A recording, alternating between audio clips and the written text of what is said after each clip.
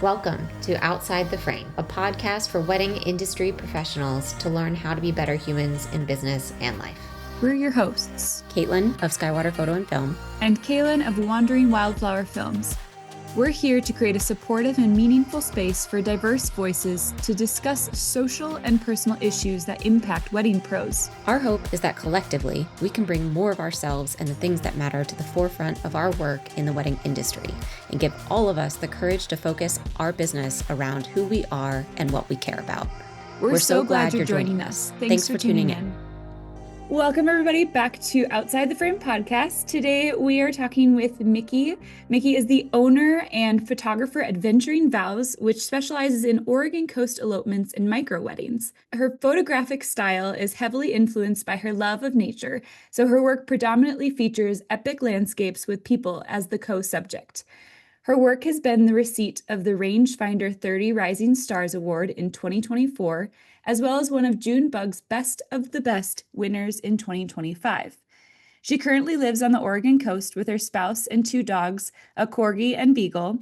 When not photographing, she spends her time tide pooling, photographing wildlife, backpacking, reading, and crocheting. While being a small business owner is her current occupation, she has a background in biology research and a degree in science education from the University of Idaho. Thank you so much for being here, Miki. First off, what are you crocheting right now? What are we working on? I'm working on a sweater, and hopefully this one gets done. I have a work in progress sweater just sitting here that's never gotten done. So hopefully this one gets finished. I love that. Are you going to be doing all the little creatures this year? I've actually made one finally, so that was fun. Really?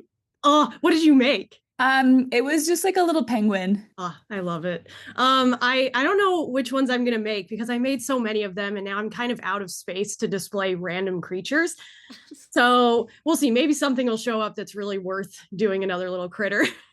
Like, how many of those have you made and then just had to give away? Oh, I give away most of my work. Like at some point, you can only pile so many yarn crafts around your house.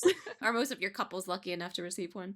Unfortunately not. I don't have enough planning. I don't know them well enough. Yeah. Usually by the time the day is done, I feel like, oh, I could make you something, but I never have time to edit their gallery and make something for them. It's a lot. It's a lot, I'm sure. A lot, yeah. A lot of art. I love that. We would love to dive into kind of your background in science education and biology, and then how did you get into the wedding industry from being in that science education? It was an odd series of events that was very much just like life happening.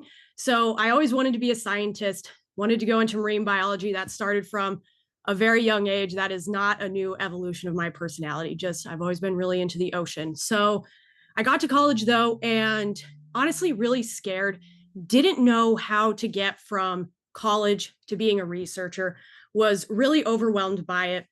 And I come from a long line of teachers. And so ended up falling into the science teacher realm, taught for a couple years and was not a good fit for me. My mental health was doing very poorly. I was not happy day to day. I dreaded going to work. And so I'm like, I need to make a change. So ended up second year, I started going through my options. So I was really enjoying photography and I wanted to try to go back to school. So submitted some PhD applications for a few universities and then also tried to build up my business. So this was in 2020. It started in 2019 into 2020 school year. And I had gotten married in 2019 and ended up eloping. It was one of those things that came out of the blue, planned most of my wedding. And I'm like, this is not me. This is not what I want. And it just nothing. We were going to get married in a barn in Idaho, which is like the complete opposite of my personality. So turned that into a reception and eloped on the Oregon coast. I was living in Idaho, but still eloped on the Oregon coast. So I love telling my couples, like when I give you marriage license advice and how the permits work and how to make a timeline here, all of the first time I did that was for my own elopement. So kind of fun to be able to relate to them like, oh, I've done this too. And when I had all the choices across the country, I also eloped on the Oregon coast.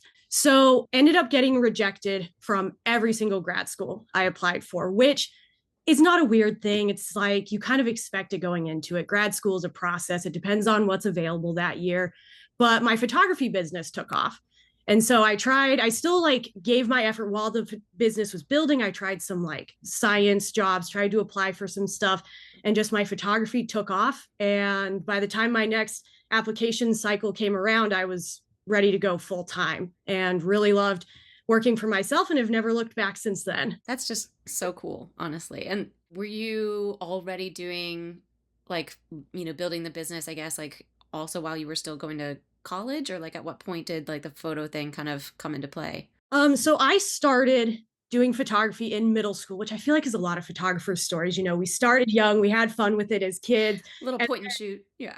yes, exactly. And people start asking you, like, hey, can you take my senior pictures? Or this random person wants a really cheap wedding photographer, and that's how you do your first wedding. And so I very much went that path.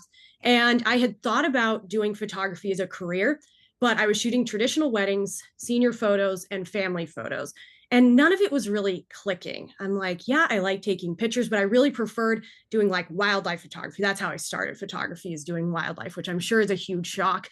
So I wasn't loving it. And so it was when I eloped that I'm like, oh, wait a second.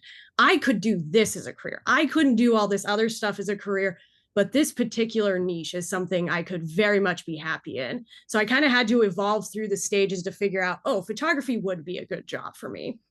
Yeah, that's so cool. And was the science side of things, like how you've like woven that into your business with tide pooling and all these cool things that you do with your couples, was that always something that you already had in the back of your mind, or things that you were testing out in the beginning, or was that something that also happened over time? That was also something I stumbled into. So, in the early days, and you're looking up how do I grow on Instagram? The ultimate beast to conquer when you first start out. And one of it is to show up, to show your face, to talk, all of this. And I'm thinking, okay, so how do I show up and talk? And my brain thinks about science a lot. So I'm like, you know what? It doesn't matter if this is super relevant. And they say in a lot of that marketing stuff that it's about just showing up. It's not always like exactly what you're posting. It's just that they're seeing you, they're being reminded you exist. And so throwing that in was just a really easy way. I did Science Fridays is how it started. So I would go through these different science concepts that I also taught while I was a teacher. So I had this like really in-depth knowledge in a certain way that I communicated it that worked for teenagers that really didn't want to be there. And so it was a good way to engage people on Instagram. And slowly people got really excited about it. And I started having people bring it up when they booked. And I've had so many people now who found that as a connection point. I have people who tell me regularly that they booked me over someone else because of the science, because they love science. They want to learn more about the place they're going.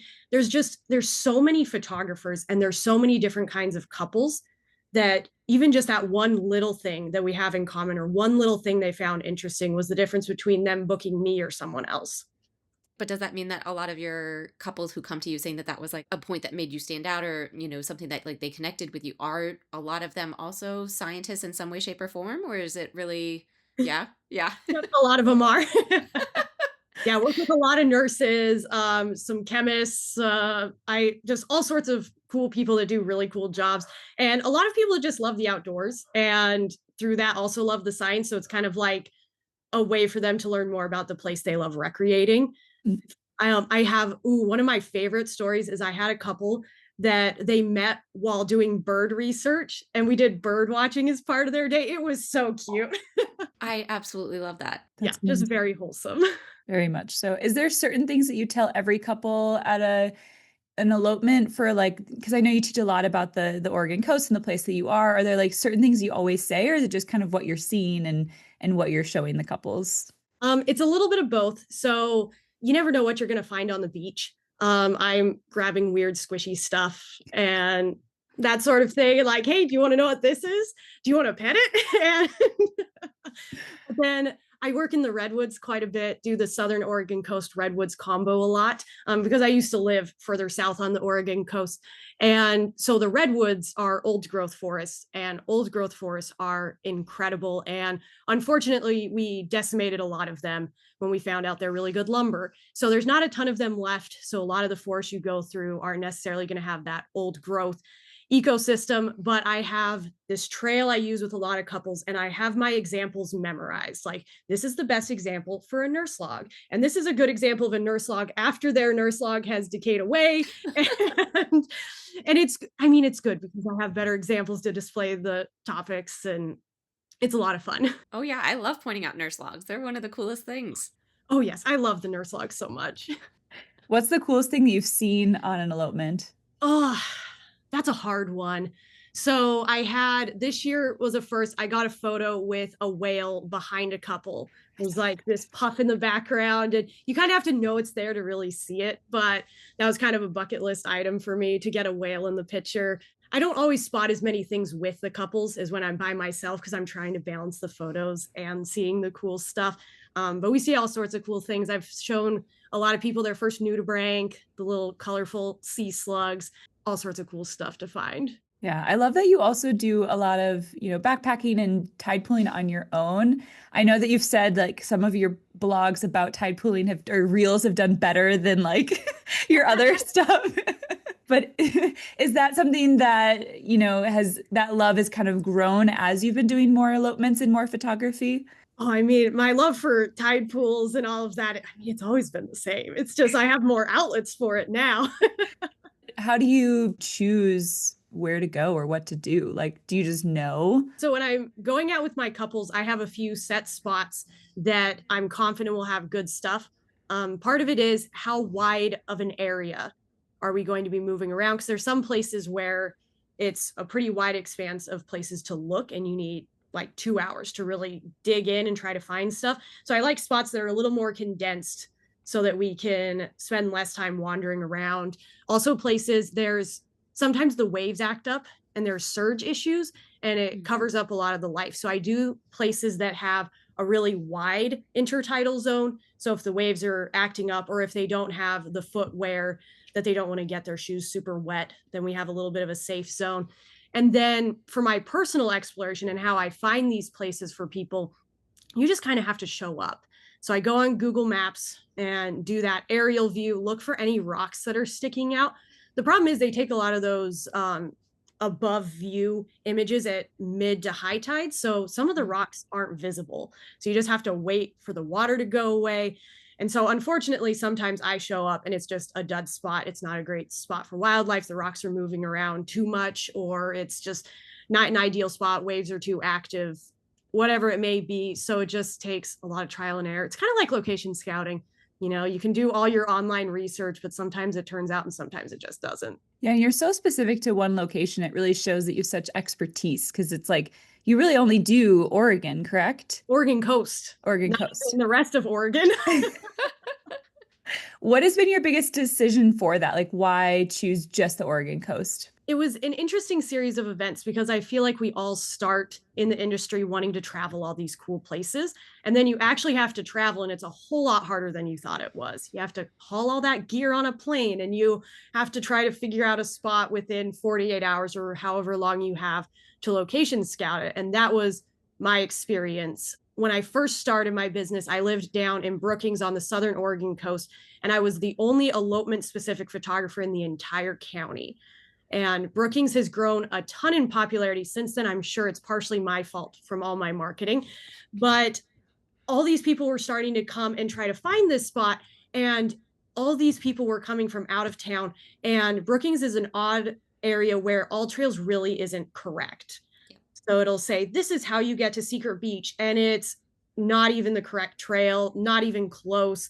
And so these people were coming from out of town and not knowing how to properly serve couples. So that was my whole marketing start point. And I think that's why my business grew at the rate it did. It's because I found this place that had high demand with not anyone to fill that particular niche to understand this kind of complicated location.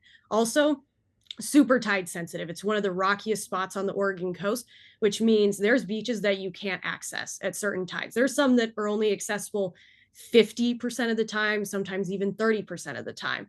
And if you don't live there and really experience the tides, you just don't know that these beaches only have this accessibility. So that's how things built, but I was still traveling outside of that. And I had a few jobs I had some in Utah and in Idaho.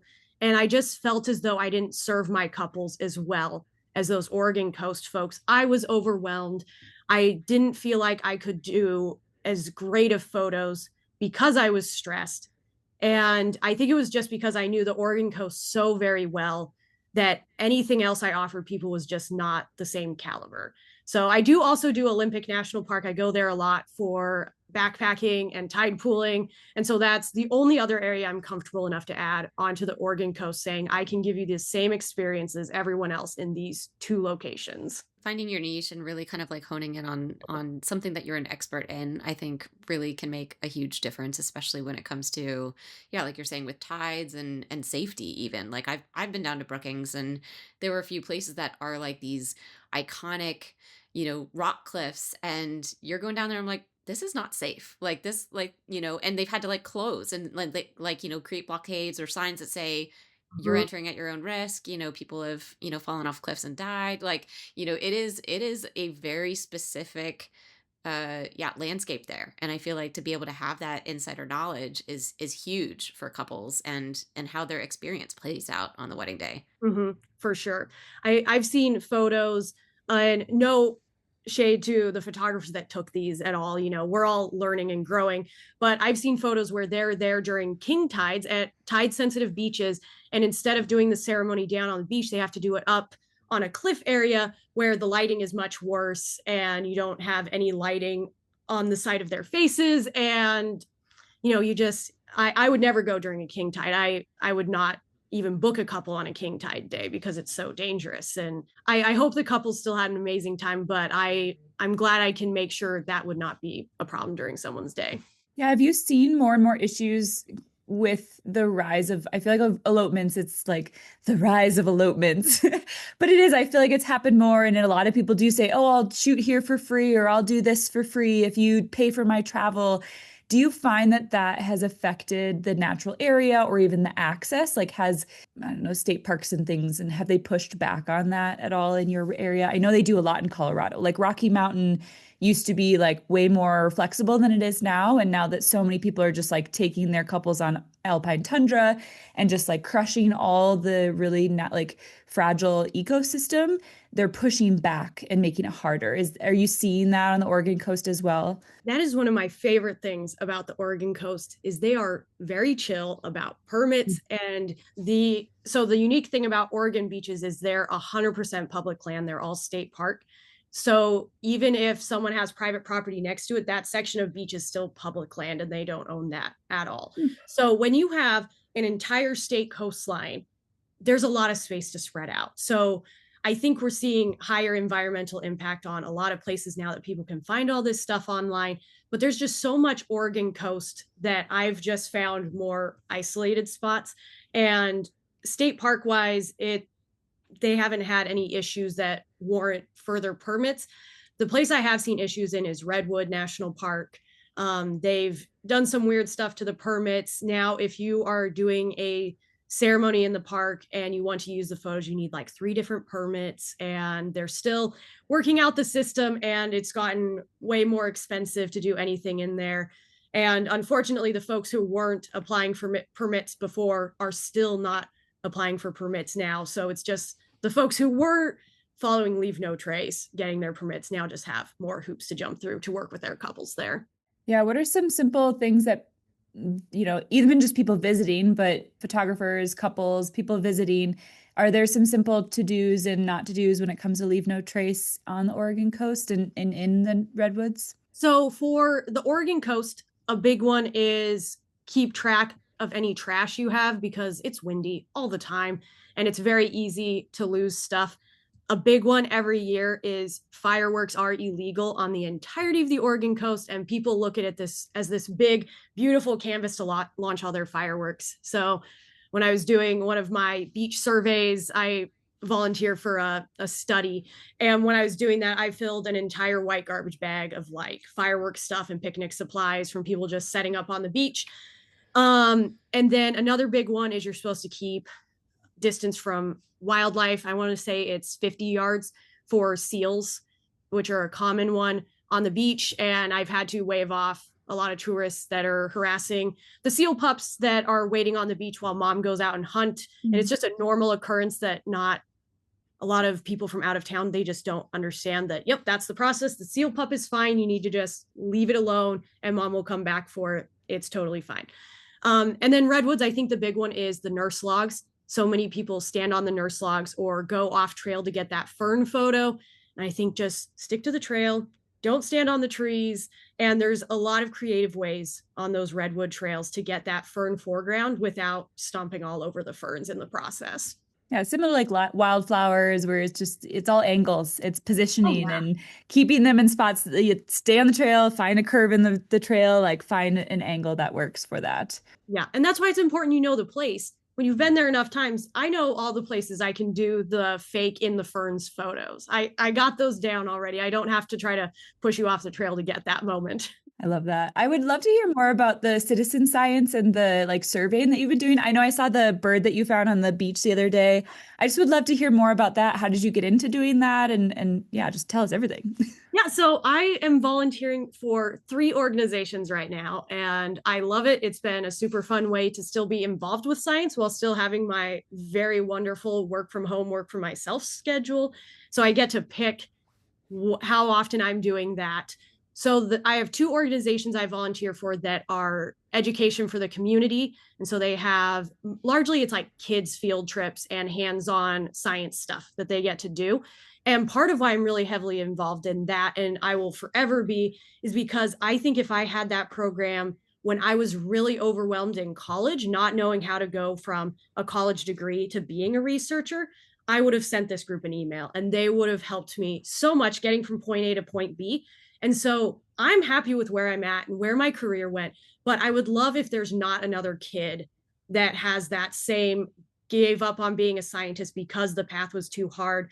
And because like my parents, I said I came from a line of teachers, they knew exactly how to help me become a teacher. They didn't know how to help me become a researcher and the schooling, just a very complex series of events. So I love being part of a group that I know is helping kids get excited about science, teaching them how to be a good steward.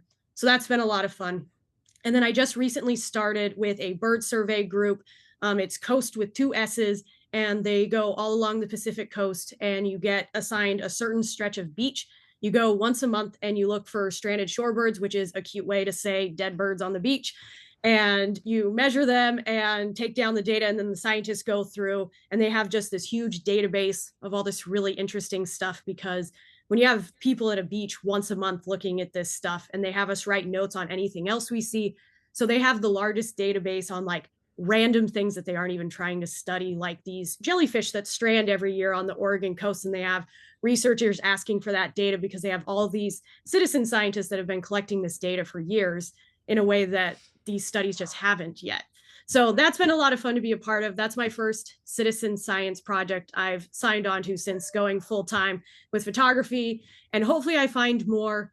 And I ended up finding the first group. I ran into them while tide pooling. The first group I volunteered for, they were doing tide pool tours, and reached out, said, hey, I used to be a teacher and I also do photos. So if you ever need photos of an event or a group leader, I'm there. So I do both.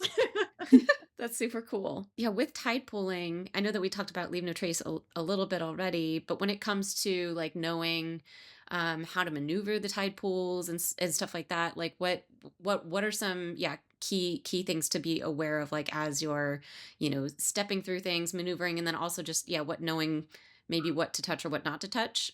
So this is a big one because you walk into a tide pool ecosystem and you're surrounded by the weirdest invertebrates you've ever seen. This is like nothing you've ever seen before.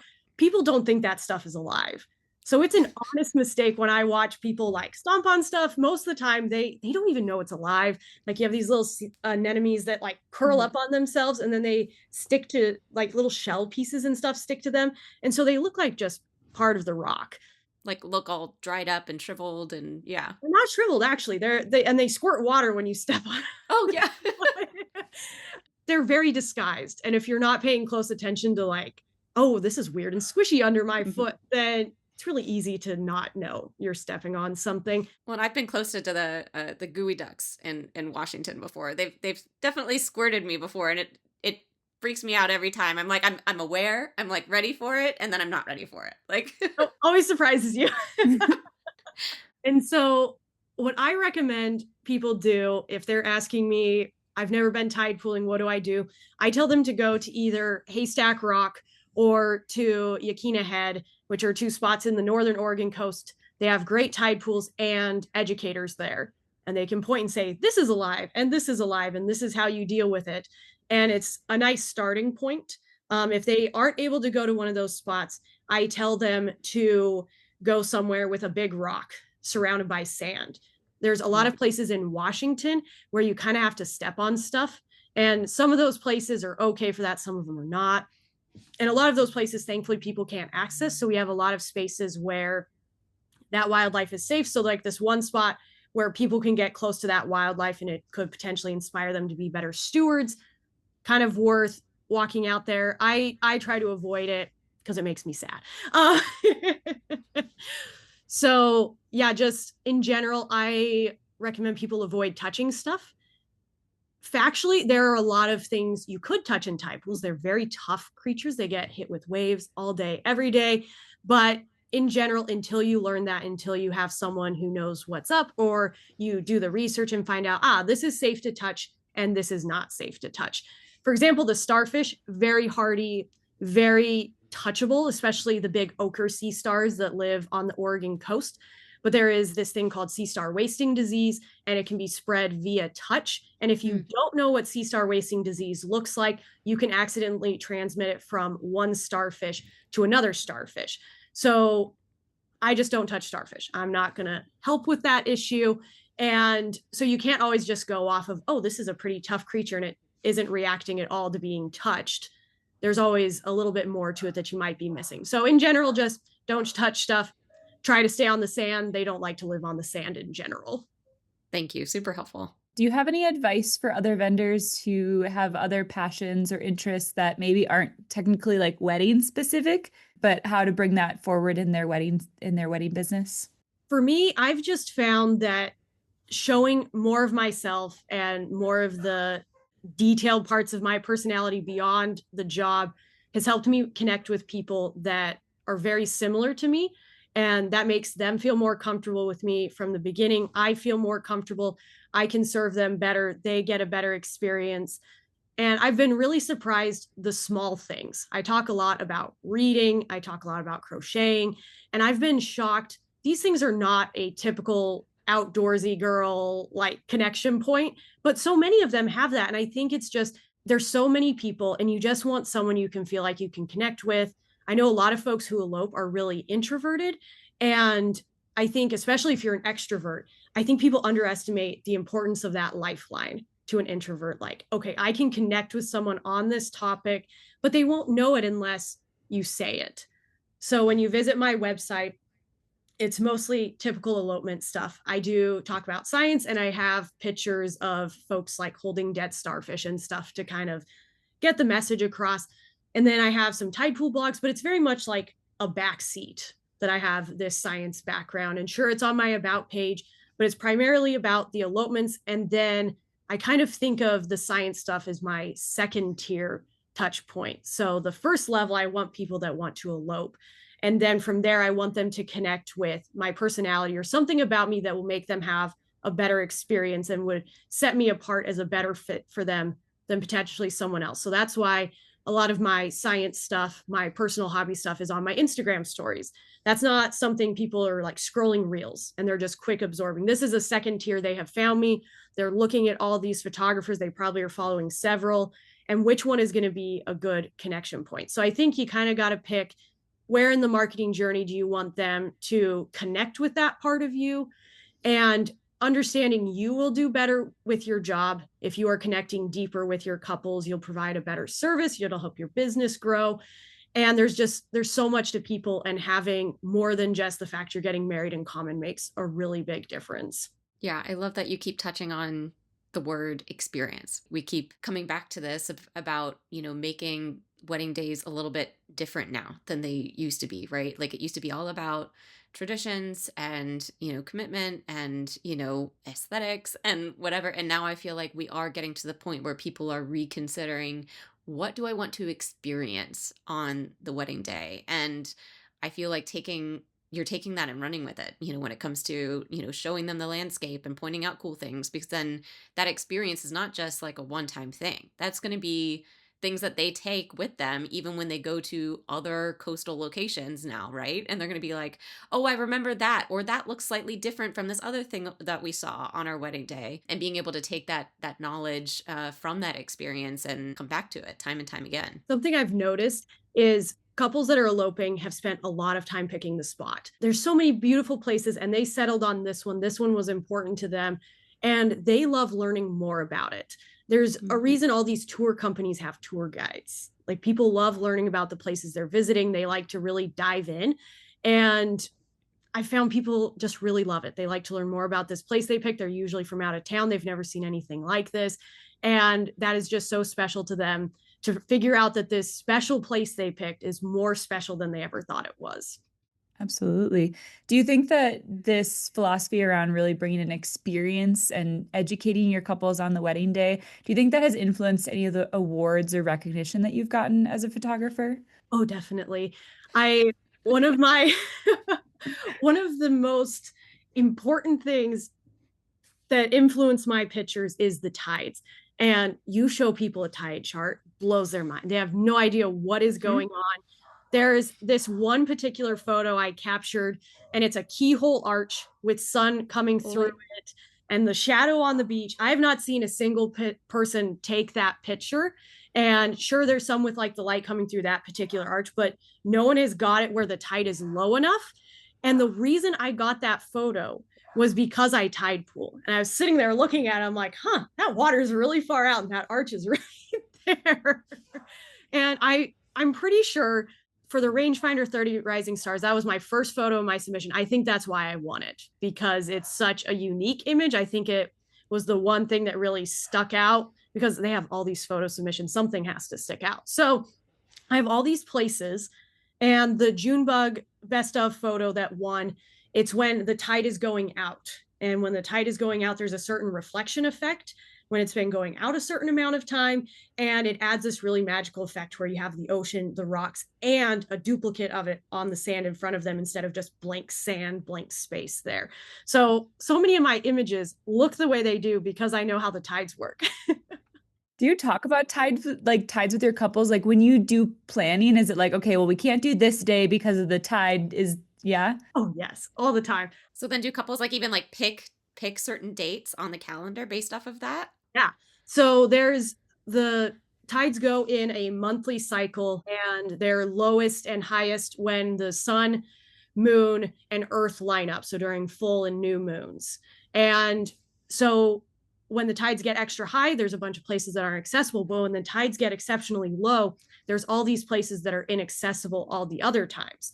Another fun thing is when the tides are going out, it cleans the sand for you so you don't have footprints all over. It makes the pictures much less busy. But yeah, I have couples pick their dates around the tides. They'll come to me and say, I have to have this beach in my pictures.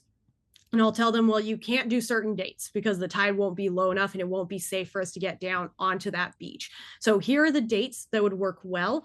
I also, whenever I get the chance, I push couples to do a low tide at sunset, because that combination good light plus low tide, huge difference. Where if you have a good low tide at like between 9 a.m. and noon, not going to be the best lighting, going to kind of throw off how it goes. And then if they want to go tide pooling, you have to pick a date around it. There's no other option. There's just, most of the tides throughout the year are not low enough to see really cool stuff. And you have to pick a date that it's going to be exceptionally low. There's so much that goes into it. That's like, I'm like, my mountain brain is like, what is happening?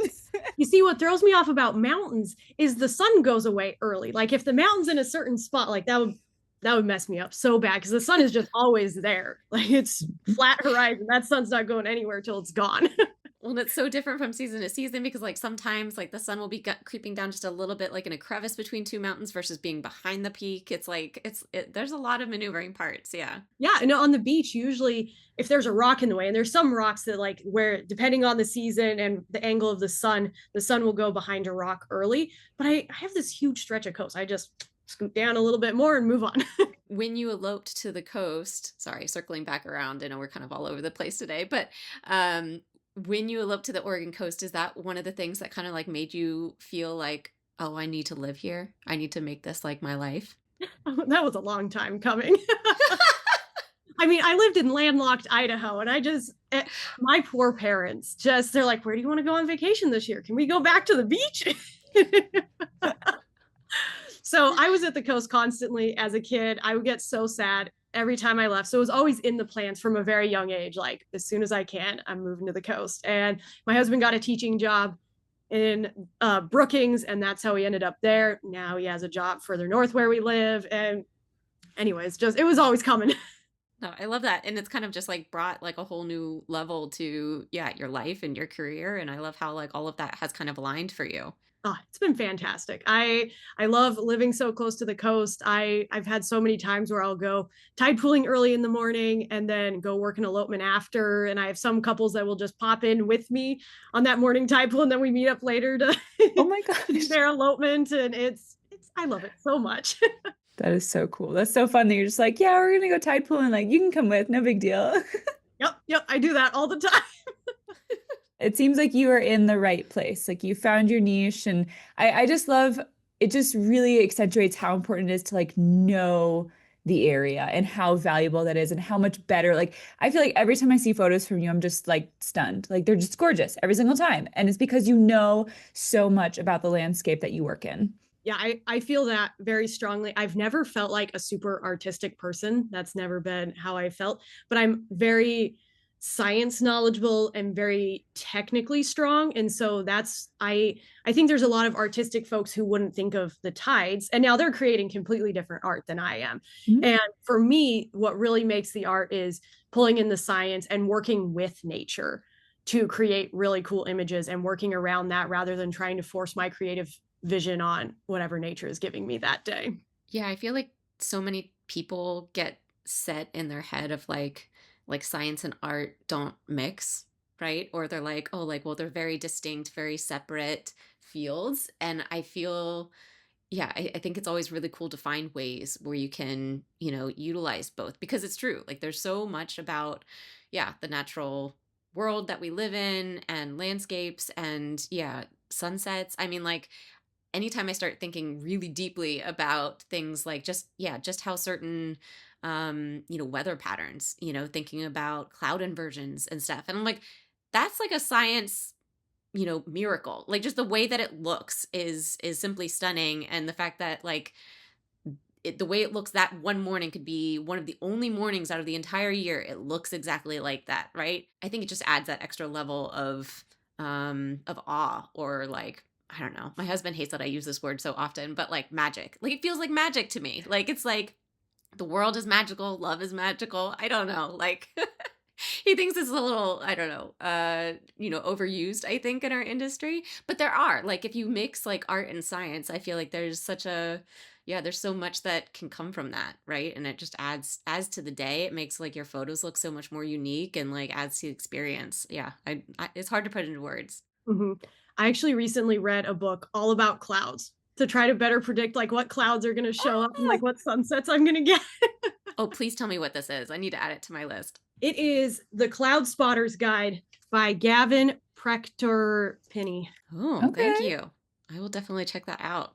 I've been admiring your work in particular because I'm trying to figure out how to add a little bit more of that in my own work. And I feel like, yeah, it's different for everybody. My background's more like I went to school for English. And so I have like, a huge interest in writing and reading. But a lot of my like writing work revolved around nature writing. And so I've got literally dozens of books on my shelves all about, kind of like coming at exploring nature from like a mix of philosophy and science and all this stuff. And I'm like, how do I do this? Because like I didn't go to school for science. So yeah, so it just, this whole conversation just really kind of made me super excited for today, and also just kind of giving me more ideas to play with later. Yeah, I think it's really fascinating when you take what your personal strengths are and things unrelated and how much that can enhance photography. I really underestimated that when I started. I thought, oh, I'm good at pictures and I'm good at planning timelines. Like, what else do I need? And then as you bring in those individual touches, that's just all the pieces that create your unique style and your unique art. So that's just really cool. Yeah, I think a lot of people get a lot of out of this episode, probably unexpectedly. I think it's been a great conversation. Caitlin, do you have anything else to add?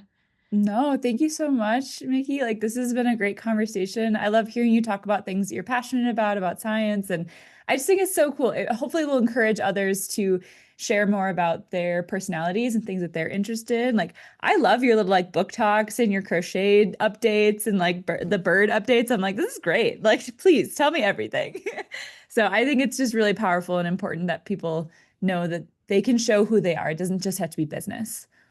No, we're all people, and all the people getting married are also people, and we're all more complex than what we're looking at the surface. And so the more you show, the more people can see where you connect, right? Yeah, like I said, I stumbled into it and it's made a world of difference. Well, thank you so much for coming on. Yeah, you're clearly doing it right. You're you're speaking to a lot of people and yeah, having a good impact, and I love that. Yeah, thank you so much for being here. We really appreciate it. And thank you for everyone who's listening to Outside the Frame podcast. We're so happy you're here. We will put all the information about Miki and her business. Please follow her because she does amazing things, and her Instagram is also fun because she's just an amazing person. So please go follow, like, and we will talk to you all soon.